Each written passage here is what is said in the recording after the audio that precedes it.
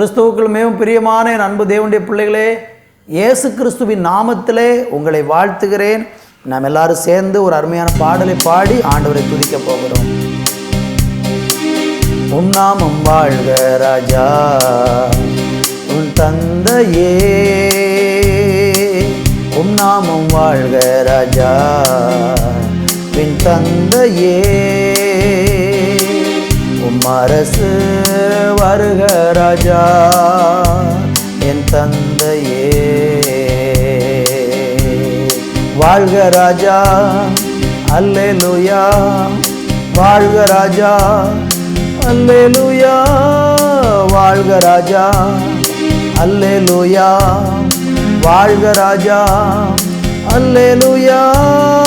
அல்லேலூயா. ஓசன்னா, அல்லேலூயா. ஓசன்னா, அல்லேலூயா. ஓசன்னா, அல்லேலூயா. ஓசன்னா.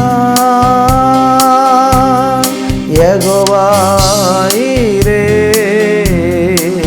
உம் நாமம் பரிசுத்தப்படுவதாக.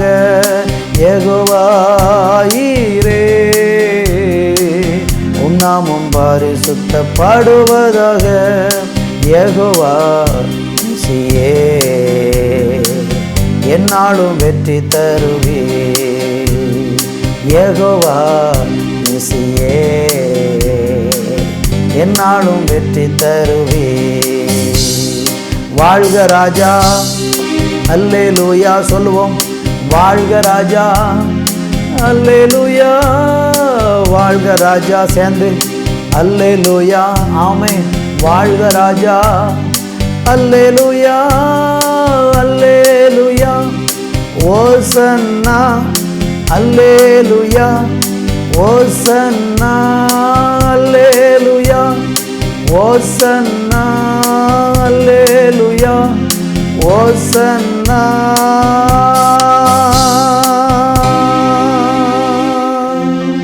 ஆண்டவரே, உங்க பரிசுத்தமுள்ள மகிமை நிறைந்த உங்க உன்னதமான நாமத்தை நாங்கள் சேர்ந்து உயர்த்தி மகிமைப்படுத்துகிறோம்.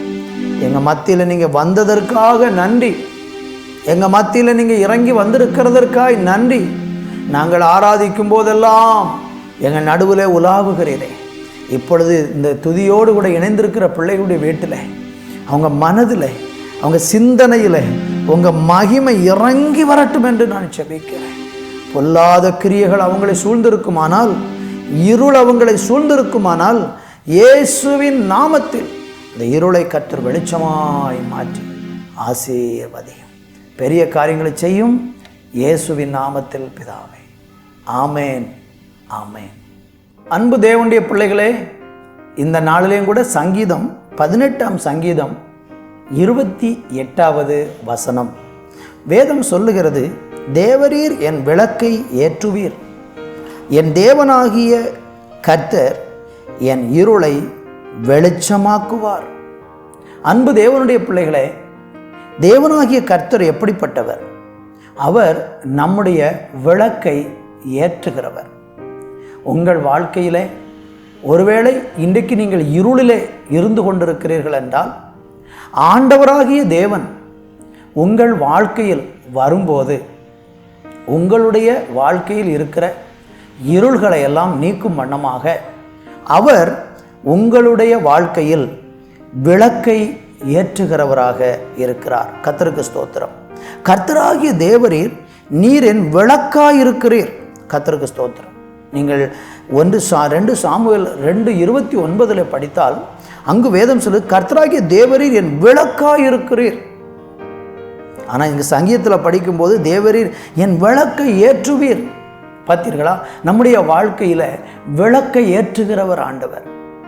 இன்னைக்கு இருளோடு போராடி கொண்டிருக்கிறீங்க. வியாதி என்கிற இருள், கடன் என்கிற இருள், இன்னும் பாவம் என்கிற இருள் உங்களை சூழ்ந்து இருக்கிறது. அந்த இருள் உங்களை சூழ்ந்திருக்கிறதுனால ஒன்றுமே உங்களால் செய்ய முடியல. எல்லா பக்கமும் இருள் மூடி இருக்கிறதுனால கர்த்தர் உங்கள் வாழ்க்கையில விளக்காகவும் வெளிச்சமாகவும் வர விரும்புகிறார். கர்த்தருக்கு ஸ்தோத்திரம். இன்னைக்கு நீங்க அவரை ஏற்றுக்கொண்டா போதும், அவர் உங்கள் வாழ்க்கையில் வெளிச்சம் விளக்கை ஏற்றிடுவார். அந்த விளக்கு ஒருவேளை அணைந்து போகிறது போல இருந்தாலும் அந்த விளக்கை தூண்டி விட்டு அதை நல்லா எரிய பண்ணுவார். வேதம் சொல்லுகிறது கர்த்தர் என் இருளை வெளிச்சமாக்குவார். பார்த்தீங்களா? அப்போ விளக்கு ஏற்றிட்டாலே நம்ம வாழ்க்கையில் வெளிச்சம் வந்துடும். கர்த்தர் இருளை வெளிச்சமாக்குகிற தேவன். அவருக்கு இருளுக்கும் தேவனுக்கும் சம்பந்தமே இல்லை என்று கொரிந்தியர் நிருபத்தில் நம்ம படிக்கிறோம். ஆண்டவர் சொல்லுகிறார், இருளுக்கும் வெளிச்சத்துக்கும் சம்பந்தம் ஏது? இருள் இருக்கிற வெளிச்சம் இருக்கிற இடத்துல இருள் இருக்கவே முடியாது. தெய்வம் உங்கள் வாழ்க்கையில் வந்துட்டாருன்னா அதுக்கப்புறம் அங்கே இருளுக்கு இடமில்லை. பாவ இருளுக்கு இடமில்லை, வியாதி என்கிற இருளுக்கு இடமில்லை, கடன் என்கிற இருளுக்கு இடமில்லை. எந்த விதமான போராட்டமானாலும் அந்த போராட்டம் என்கிற இருளுக்கு இடமே இல்லை. தெய்வம் உங்கள் வாழ்க்கையை விளக்கேற்றி வைத்து ஆசீர்வதிக்க விரும்புகிறார். ஒருவேளை நீங்கள் வீட்டில் தினமும் விளக்கேற்றவங்களாக இருக்கலாம். தினமும் விளக்கேற்றி பார்க்குறீங்க. உங்கள் வீட்டில் இருள் சாபம் மாறலை, பாவம் மாறலை. இன்னைக்கு நீங்கள் கர்த்தர் அண்டைக்கு வருவீர்கள் என்றால், இயேசுவை விசுவாசித்து ஏற்றுக்கொண்டு தேவனே என் வாழ்க்கையில் உள்ள இருளை வெளிச்சமாக மாற்றும்னு நீங்கள் கேட்டு பார்த்தீங்கன்னா, எந்த காரியம் உங்களுக்கு இருளாய் தெரிகிறதோ அந்த இருள் நீங்கி நீங்கள் வெளிச்சத்தில் வாழ போகிறீங்க. அவர் வெளிச்சத்தின் தேவனாக இருக்கிறார். அவர் இருளையும் வெளிச்சத்தையும் ரெண்டாக பிரித்தார் என்று சொல்லி ஆதியாகமம் புத்தகம் 1ஆம் அதிகாரத்தில் பார்க்குறோம். ஆண்டவர் இருளையும் வெளிச்சத்தையும் பிரித்தவர். உங்கள் வாழ்க்கையில் இன்னைக்கு இருளும் வெளிச்சம் எல்லாம் கலந்து குழம்பி போயிருக்கிறீங்களா?